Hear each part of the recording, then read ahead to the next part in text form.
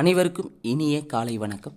Olympia as academy வழங்கும் இன்றைய வீடியோவில் நாம் பார்க்குள்ளது பிப்ரவரி 2024 நடந்த மிக முக்கியமான நடப்பு நிகழ்வுகளின் தொகுதிகளை நாம் இந்த வீடியோவில் பார்க்கலாம். குறிப்பாக பார்ட் 1 ஆல்ரெடி நாம் முதல் 50 வினாக்களுக்கான தலைப்புகளும் அதில் மிக முக்கியமாக நம்ம டிஸ்கஸ் பண்ணியிருப்போங்க.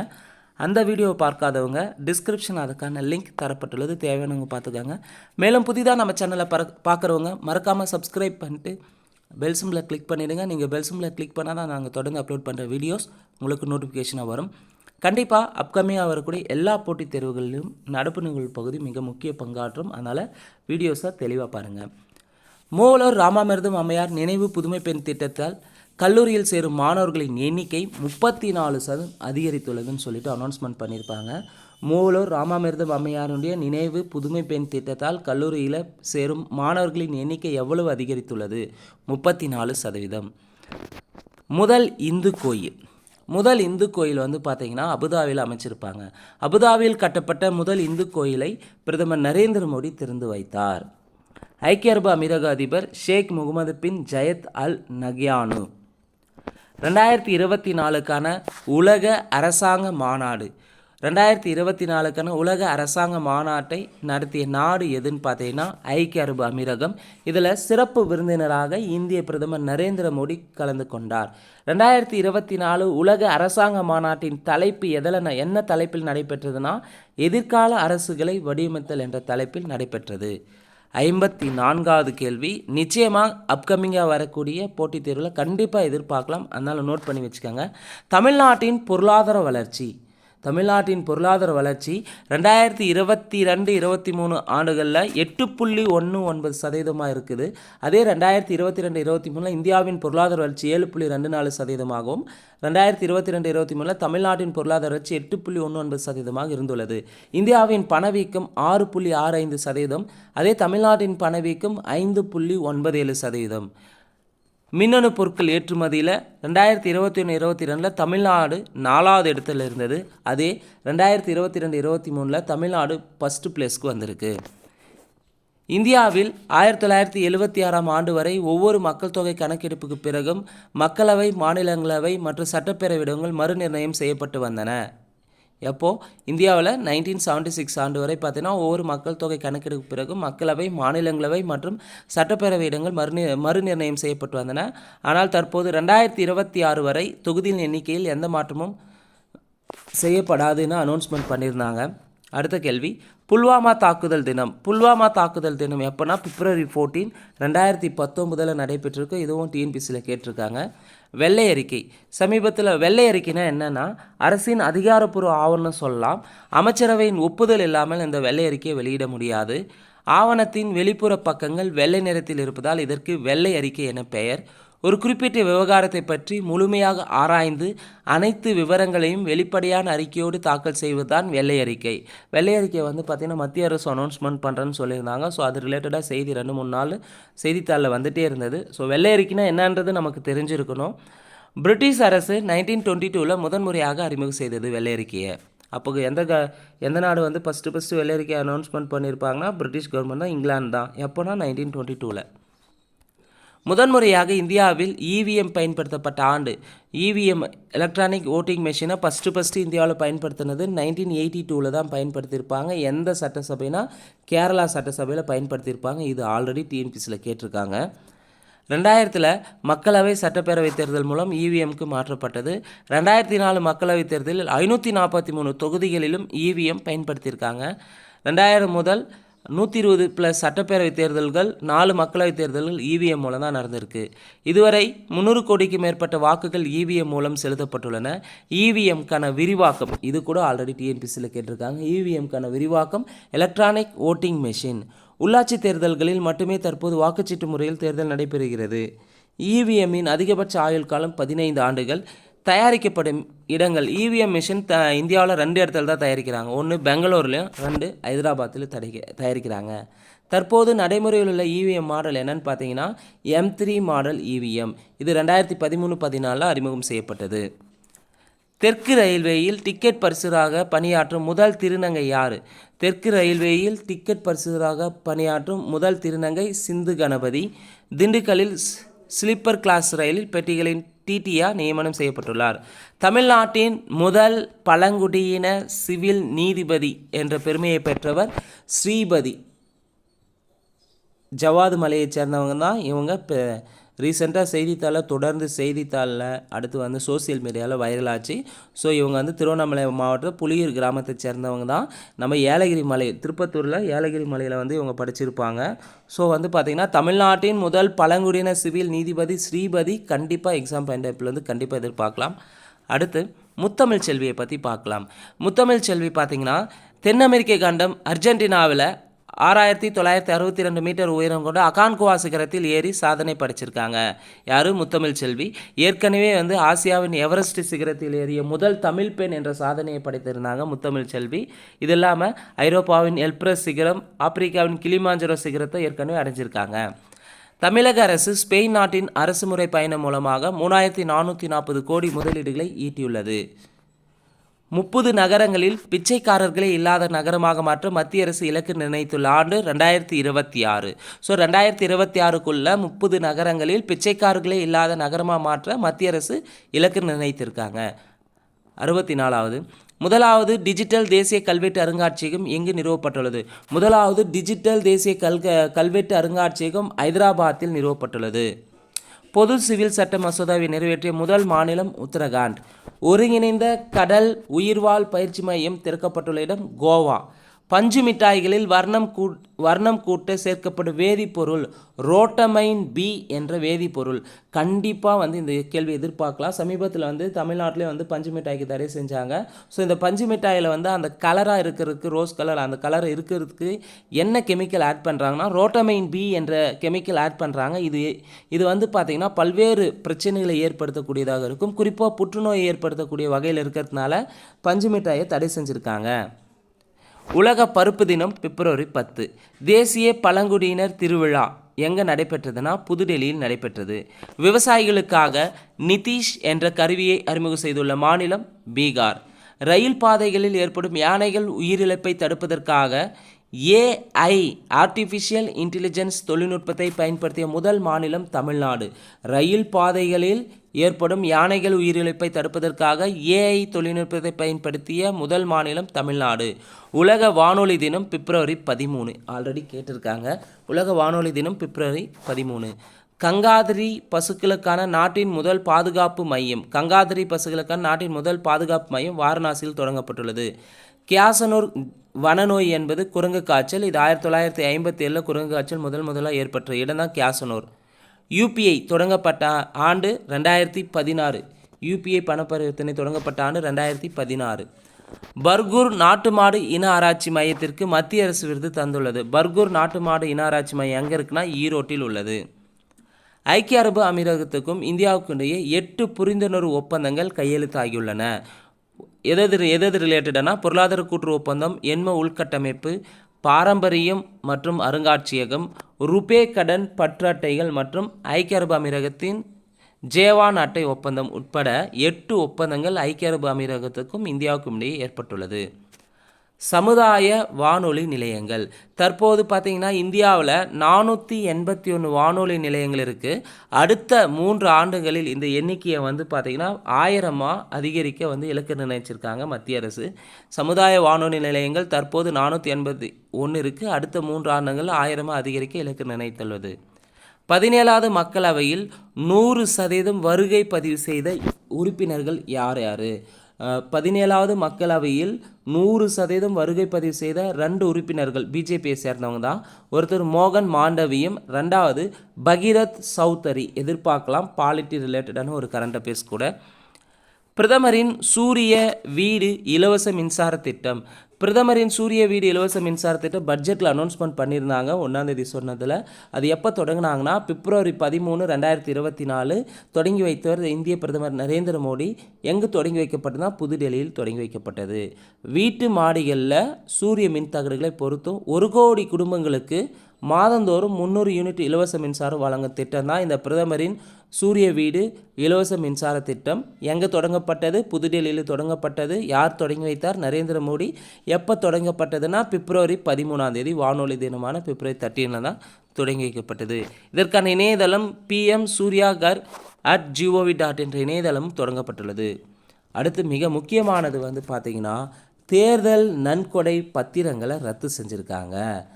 தேர்தல் நன்கொடைகளை வங்கி பத்திரங்களாக அரசியல் கட்சிகள் பெறுவது அரசமைப்பு சட்டத்துக்கு எதிரானது என உச்சநீதிமன்றம் அரசியல் சாசன அமர்வு தீர்ப்பு வழங்கியிருக்காங்க.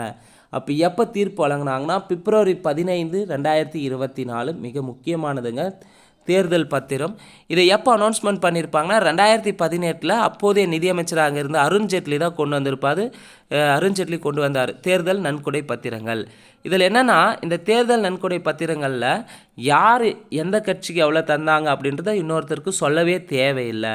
இது வந்து பார்த்திங்கன்னா தகவல் உரிமை சட்டத்தின் கீழ் வந்து தவறாக இருக்குது, மனித உரிமை மீறக்கூடியதாக இருக்குது. அடிப்படை ஒருத்தர் யார் எவ்வளோ டொனேஷன் பண்ணியிருக்காங்க தெரிஞ்சுக்கணும் அப்படின்றது அடிப்படை உரிமையாக இருக்குது. ஆனால் இதை வந்து அப்படி வந்து சொல்லவே தேவையில்லைன்றது கான்ஸ்டியூஷனுக்கு எதிராக இருக்குதுன்னு சொல்லிட்டு தான் இதை வந்து கேன்சல் பண்ணியிருப்பாங்க.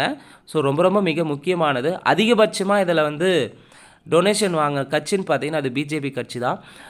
எஸ்பிஐ வங்கிகளில் 1000, 10,000, 1 லட்சம், 10 லட்சம், 1 கோடி மதிப்பில் எஸ்பிஐ வங்கிகளில் 1000, 10,000, 1 லட்சம், 10 லட்சம், 1 கோடி மதிப்பில் விநியோகிக்கப்படும் தேர்தல் பத்திரங்களை வாங்கி விரும்பிய கட்சிகளுக்கு தரலாம். இவ்வாறு தேர்தல் பத்திரங்களை வாங்கி கட்சிகளின் பெயரில் செலுத்தும் நபர்களின் அடையாளமோ விவரங்களோ பதிவு செய்யப்படாது. இது எவ்வளோ பெரிய ஒரு மோசடியான ஒரு செயல்னு கூட. ஏன்னா ஒரு நாட்டில் ஒரு கட்சிக்கு டொனேஷன் யார் கொடுத்துருக்காங்க, அதை கொடுக்கவே யார் கொடுத்தாங்கன்னு தெரியக்கூடாதுன்றது எவ்வளோ மிக முக்கியமாக பார்க்கப்படுகிறது. அதனால தான் இதை வந்து மிகப்பெரிய மோசடின்னு சொல்லிட்டு விமர்சனம் வச்சுருப்பாங்க. அதனால தான் இதை வந்து ரத்தும் செஞ்சுருக்காங்க.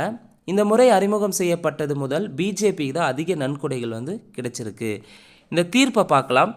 உச்சநீதிமன்ற தலைமை நீதிபதி DY Chandrachud, BR Gavai, JB Pardiwala, Manoj Mishra ஆகியோர் தான் இந்த அடங்கிய குழு தான் இந்த தேர்தல் பத்திரத்தை வந்து தீர்ப்பு தந்திருப்பாங்க அதற்கு எதிராக.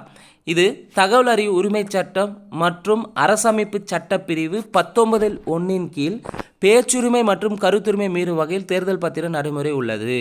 ஸோ ஆர்டிஐ அறியும், அதாவது ஆர்டிஐ மூலமா ரைட் டு இன்ஃபர்மேஷன் ஆக்டில் பிரிவு 19(1) வந்து பார்த்திங்கன்னா அதன் கீழ் வரக்கூடிய பேச்சுரிமை மற்றும் கருத்துரிமை மீறும் வகையில் வந்து தேர்தல் பத்திர நடைமுறை உள்ளது என்று சொல்லி தான் வந்து கேன்சல் பண்ணியிருப்பாங்க. இதில் இந்த தேர்தல் பத்திரத்தை பொறுத்தவரையும் 15 நாள்களே செல்லுபடியாகும். தேர்தல் நன்கொடை பத்திரங்களை அரசியல் கட்சிகள் பணமாக மாற்றாமல் இருந்தால் அந்த தொகையை நன்கொடையாளருக்கு திருப்பி அளிக்க வேண்டும். சட்ட திருத்தங்கள் ரத்து.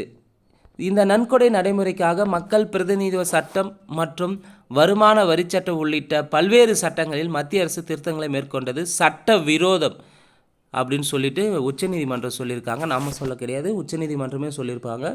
ஸோ அதிக நன்கொடை பெற்ற கட்சி எதுனா பிஜேபி தான். எவ்வளோ பார்த்தீங்கன்னா இது 2018 வந்ததுலேருந்து கிட்டத்தட்ட 6,564 கோடி வந்து பிஜேபிக்கு நன்கொடையாக வந்திருக்கு. ஸோ ஏன் இதை கொண்டு வந்திருக்காங்கன்றது நீங்களே சிந்திச்சுக்காங்க. தமிழக அரசின் திட்டத்தின் மூலம் பலனடைந்த பயனாளிகளை பார்க்கலாம். குறிப்பாக கலைஞர் மகளிர் உரிமை தொகை மூலமாக 1,15,16,292 பேர் பயனடைஞ்சிருக்காங்க. விடியல் பேருந்து பயண திட்டம் மூலம் வந்து பார்த்திங்கன்னா 445 கோடி முறை பெண்கள் பயணம் செய்திருக்காங்க. மக்களை தேடி மருத்துவம் மூலமாக 1 கோடி பேர் பயணம் செஞ்சுருக்காங்க. முதலமைச்சரின் காலை உணவு திட்டம் மூலம் 16 லட்சம் குழந்தைகள் பயன். நகைக்கடன் தள்ளுபடி 13.2 லட்சம் பேர் பயன். புதுமை பெண் திட்டம் மூலமாக 4,81,075 பேர் வந்து புதுமை பெண் திட்டத்தின் மூலம் பயனடைஞ்சிருக்காங்க. 4,81,075 பேர். அதே போல் நான் முதல்வன் திட்டத்தின் மூலமாக 28 லட்சம் இளைஞர்கள் பயனடைஞ்சிருக்காங்க. இல்லம் தேடி கல்வி திட்டம் மூலம் 24.86 லட்சம் குழந்தைகள் பயனடைந்துள்ளனர். கலைஞரின் அனைத்து கிராம ஒருங்கிணைந்த வேளாண் வளர்ச்சி திட்டம் மூலமாக 42.33 லட்சம் பேர் பயனடைந்துள்ளனர். முதல்வரின் முகவரி திட்டம் மூலமாக 19.69 லட்சம் பேர் பயன். மக்களுடன் முதல்வர் திட்டம் 3.4 லட்சம் மனுக்களுக்கு தீர்வு காணப்பட்டுள்ளது. இதெல்லாம் எங்கே எழுதலான்னா, இதில் இருக்கக்கூடிய டேட்டாவாக செப்பரேட்டாக கேட்கலாம், அல்லது தனித்தனி கூட்டாகவும் கேட்டிருப்பாங்க, அல்லது கூற்றுக்காரங்களை கூட கேட்கலாம், அல்லது மெயின்ஸ்க்கு வந்து குரூப் 1 குரூப் 2 மெயின்ஸ்க்கு நல்ல யூஸ்ஃபுல்லாக இருக்கும். அடுத்து பிங்க் ஸ்குவாட் அணி. பிங்க் ஸ்குவாட் அணியை வந்து எந்த மெட்ரோ அறிமுகப்படுத்தியிருப்பாங்கன்னா, பிங்க் ஸ்குவாட் அணியை வந்து சென்னை மெட்ரோ தான் அறிமுகப்படுத்தியிருப்பாங்க. எதற்காக இந்த பிங்க் ஸ்குவாட் அணியை வந்து அறிமுகப்படுத்தியிருப்பாங்கன்னா, பெண்களுக்கு பாதுகாப்பான பயண அனுபவத்தை வழங்குவதற்காக ஏற்படுத்தப்பட்டதா. பெண் பாதுகாப்பு பணியாளர்களை உள்ளடக்கிய குழு தான் இந்த பிங்க் ஸ்குவாட் குழுவில் இருக்கும்.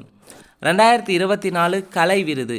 கலை விருதை வந்து மருத்துவர் பா சேசாலம் வந்து வாங்கியிருப்பார். 2024க்கான கலை விருதை பெற்றவர் மருத்துவர் பா சேசாலம். அதே 2024க்கான சிறந்த தமிழறிஞர் விருது, 2024க்கான சிறந்த தமிழறிஞர் விருதை பெற்றவர் பேராசிரியர் யா மணிகண்டன். 59வது தென்கிழக்கு ஆசிய மத்திய வங்கிகள் மாநாடு எங்கு நடைபெற்றது? 59வது தென்கிழக்கு ஆசிய மத்திய வங்கிகள் மாநாடு மும்பையில் நடைபெற்றது. 3 நாணயங்கள் வெளியீடு. நினைவு சின்னமாக வந்து பார்த்திங்கன்னா 3 நாணயங்களை வெளியிட்டிருப்பாங்க. 1 அயோத்தி ராமர் கோயில், 2 பெரிய ஒற்றை கொம்பு காண்டாமிருகம், 3 புத்தரின் ஞானம் பெற்றது. குறிப்பாக பஞ்சதந்திர கருப்பொருள் நினைவு முத்திரைகள் வந்து வெளியிட்டிருக்காங்க. அசாமின் மாநில பழமாக கஜினேமு என்ற தனித்துவமான எலுமிச்சை பழம் தேர்வு செய்யப்பட்டுள்ளது.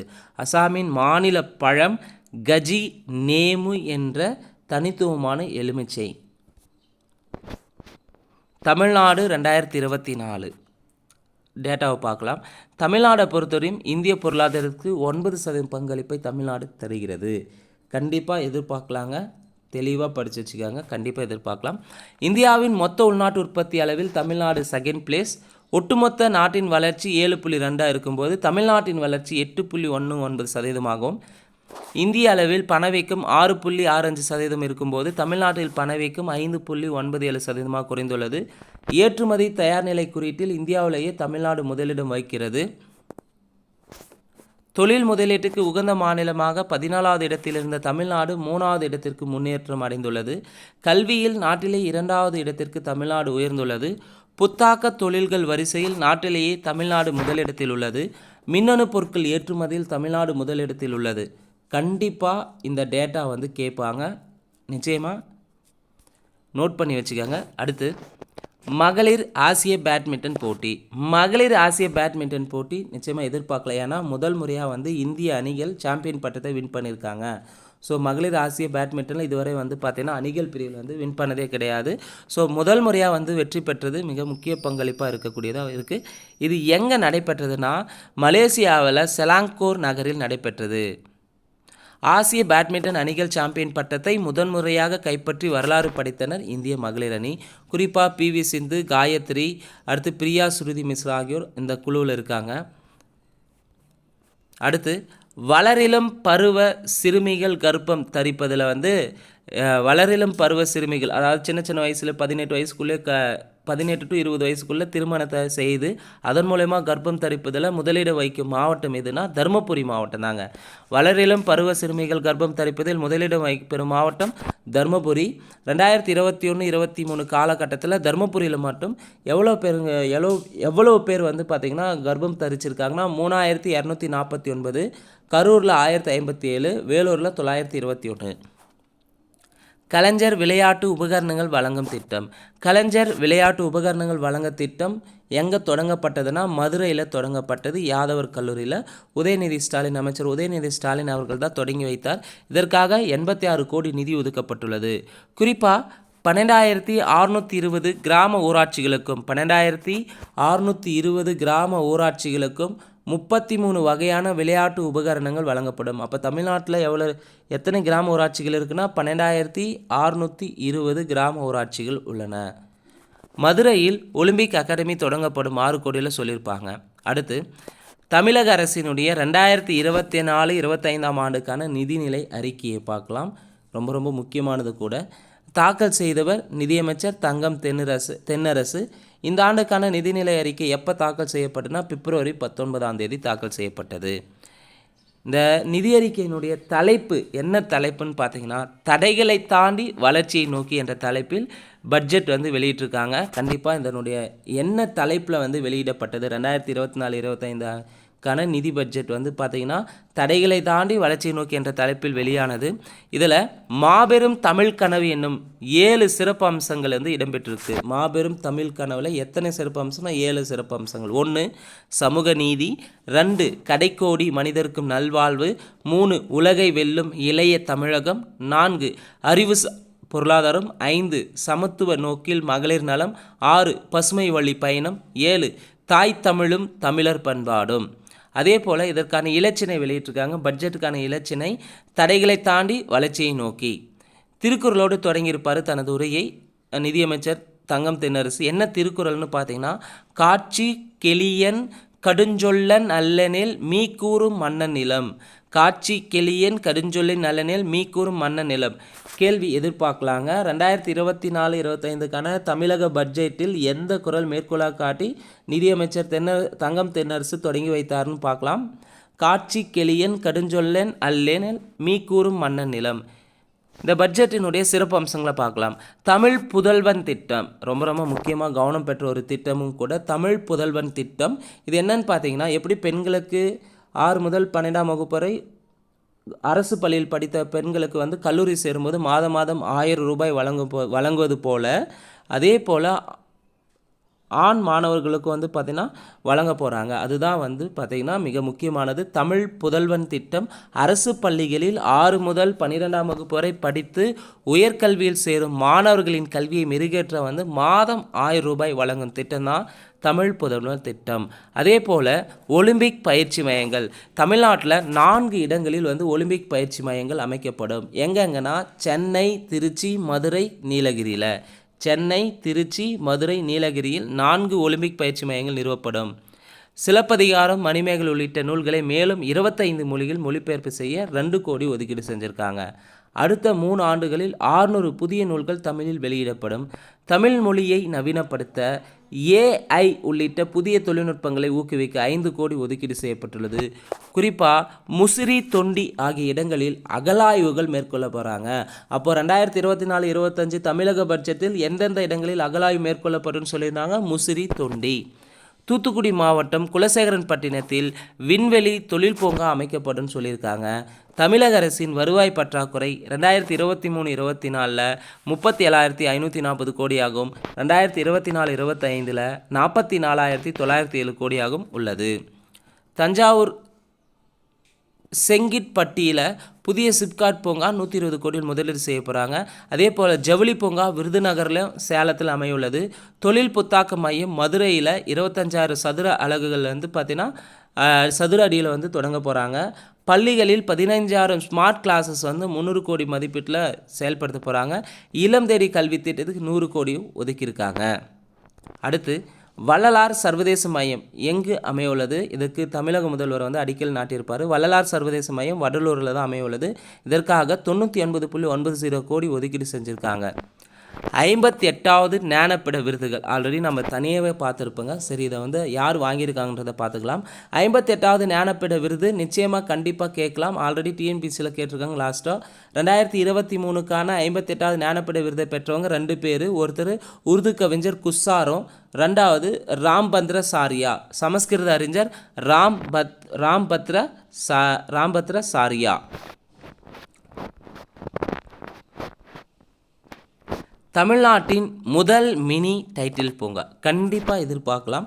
தமிழ்நாட்டின் முதல் மினி டைட்டில் பூங்கா வந்து விழுப்புரம் மாவட்டம் திருச்சிற்றம்பலத்தில் 31 கோடி செலவில் திறக்கப்பட்டுள்ளது. தமிழ்நாட்டின் முதல் மினி டைட்டில் பூங்கா எந்த மாவட்டத்தில் தொடங்கப்பட்டுள்ளதுனா விழுப்புரம் மாவட்டம். எக்ஸாக்ட் பிளேஸ்னால் திருச்சிற்றம்பலத்தில். எவ்வளோ? 31 கோடியில் செலவில் திறக்கப்பட்டுள்ளது. முதல்வர் மு.க. ஸ்டாலின் அவர்கள் தான் திறந்து வைத்திருப்பார். அதே போல் குறிப்பாக வந்து பார்த்திங்கன்னா வேலூர், திருப்பூர், விழுப்புரம், தூத்துக்குடி. வேலூர், திருப்பூர், விழுப்புரம், தூத்துக்குடி ஆகிய மாவட்டங்கள் மினி டைட்டில் பூங்கா அமைக்கப்படும் என சட்டசபையில் அனௌன்ஸ்மெண்ட் பண்ணியிருப்பாங்க. அதன் அடிப்படையில் ஃபஸ்ட்டு டைட்டில் பூங்கா வந்து மினி டைட்டில் பூங்கா வந்து விழுப்புரத்தில் அமைச்சிருக்காங்க.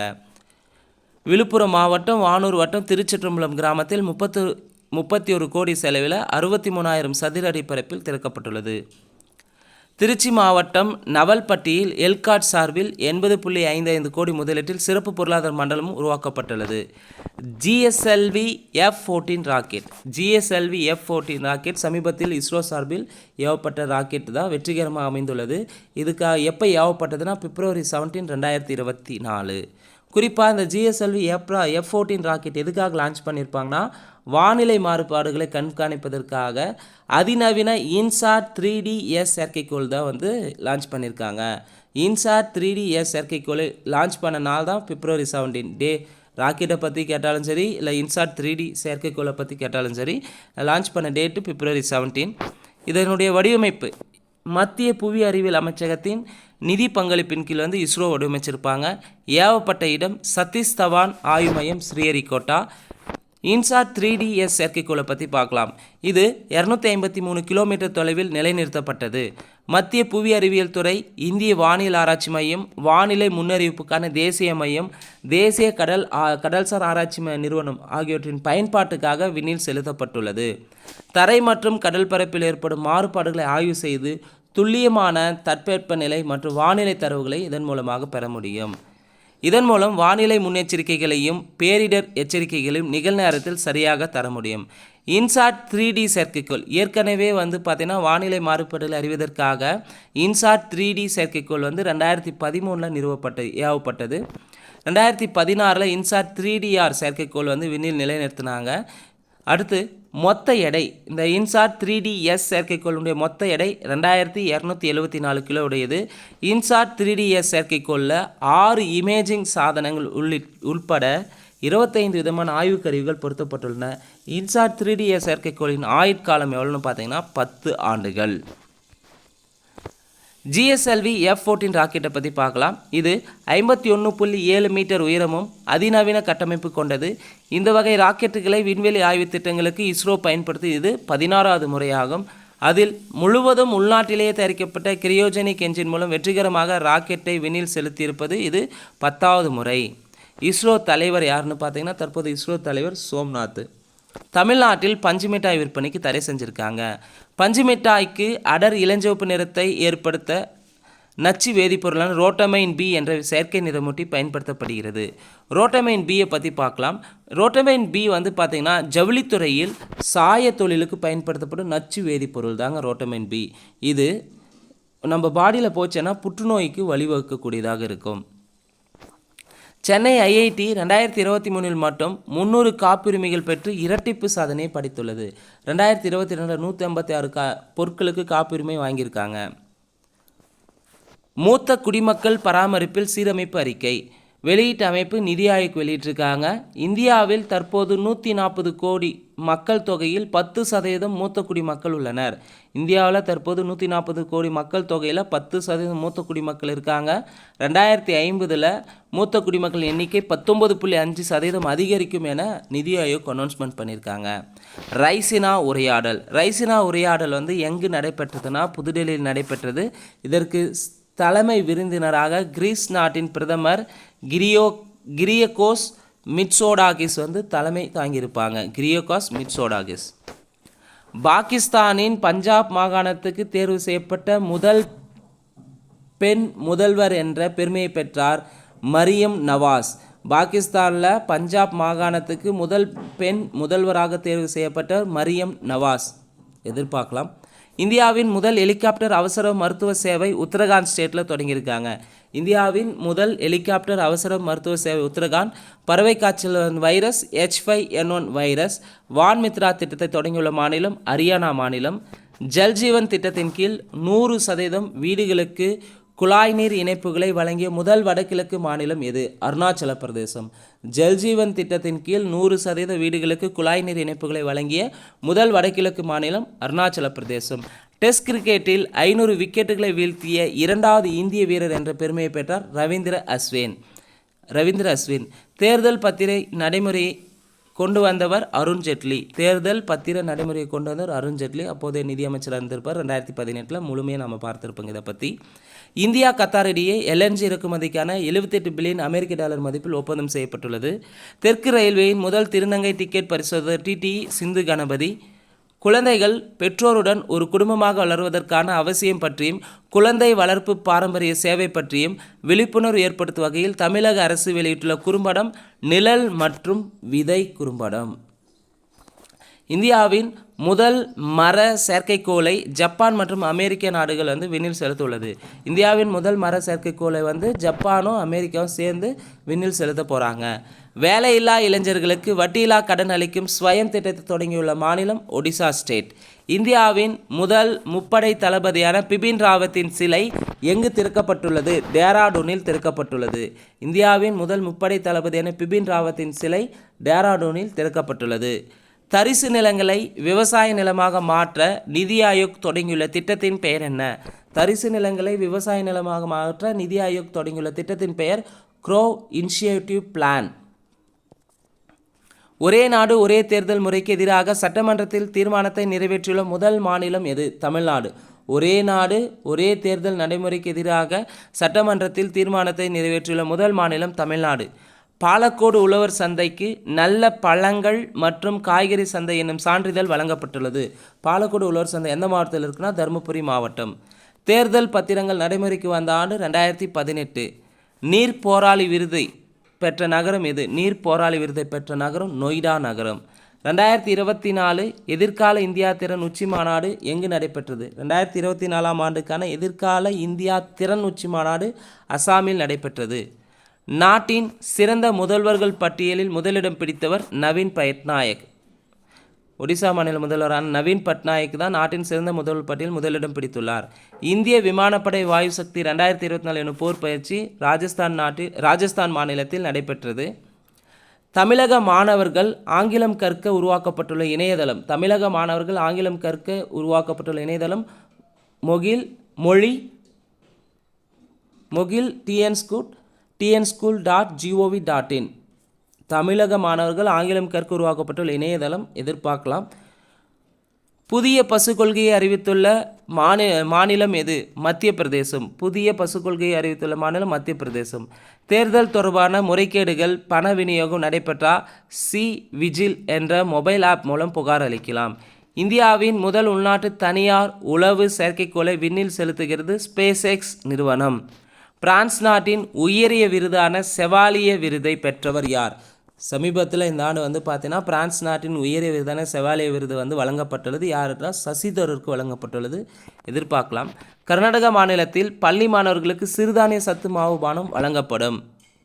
புத்தகத்தை பார்த்து தேர்வு எழுதும் முறை சிபிஎஸ்இ மாணவர்களுக்கு அனௌன்ஸ்மெண்ட் பண்ணியிருக்காங்க. 9லேருந்து 12ஆம் வகுப்பு மாணவர்களுக்கு. அனுமன் ஏஐ மாடலை உருவாக்கும் இந்திய நிறுவனம் எது? ரிலையன்ஸு ஜியோ நிறுவனம் தான் உருவாக்க போகிறாங்க. இந்தியாவின் முதல் திறன் இந்திய மையம் எங்கு தொடங்கப்பட்டுள்ளது? சம்பல்பூர். இந்தியாவின் முதல் திறன் இந்திய மையம் சம்பல்பூரில் தொடங்கப்பட்டுள்ளது. ஸோ பார்ட் 2ல் இருக்கக்கூடிய மிக முக்கியமான வினாவிடைகளை பார்த்துருக்கிறோம். இந்த வீடியோ உங்களுக்கு பிடிச்சிருந்தால் லைக் பண்ணுங்கள், கமெண்ட் பண்ணுங்கள். அடுத்த வீடியோ பார்த்திங்கன்னா பார்ட் 3ல் இருக்கக்கூடிய பிப்ரவரி மாதத்தில் நடந்த மிக முக்கியமான தொகுப்பில் நம்ம பார்க்கலாம். நன்றி, வணக்கம்.